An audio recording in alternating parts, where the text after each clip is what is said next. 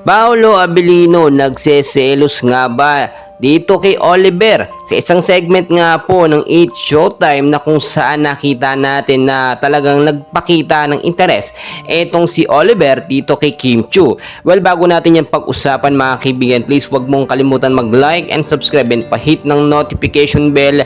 Maraming salamat po. Mga kaibigan, marami nagsasabi simula nang naging contestant po itong si Oliver dito nga po, no, sa segment ng 8 Showtime, no, na kung saan nahanap ng couple yung isang lalaki ay nagbigay ng pagbibiro itong si Oliver dito kay Kim Chiu.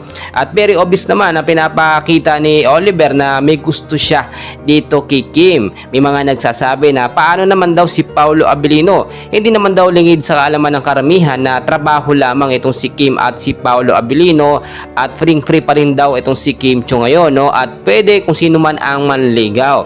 Pero alam naman natin nakakaselos ito sa part ni Paolo Abilino dahil inamin na po mismo noon ni Paolo Abilino na crush niya talaga at hinahangaan etong si Kim Chiu. Kaya naman kung may aaligid po na lalaki o mga lalaki dito kay Kim Chiu ay panigurado magseselos po etong si Paolo Abilino. So kung titignan po ninyo, iba talaga yung mga tinginan nitong si Kim Chiu at si Oliver at nakikita naman natin nagpa-picture pa silang magkasama. So wala naman tayong sinasabi na parang nanliligaw itong si Oliver, pero may posibilidad po dahil hindi pa naman officially, wala naman talagang relasyon itong si Kim Chiu at si Paolo Abilino. Pawang magkatrabaho lamang sila, magkasama sa trabaho, pero yung interes ni Paolo Abilino dito kay Kim Chiu ay nakikita talaga natin na gusto ni Paolo si Kim. Mga kaibigan, kung titignan nyo sino nga bang nababagay dito kay Kim Chiu, ito nga po bang si Oliver or si Paolo Abilino? Deserve naman ni Kim Chiu na maging masaya matapos siyang lokohin ito nga po si Sian Lim, no? Ilang taon din ng relasyon nila.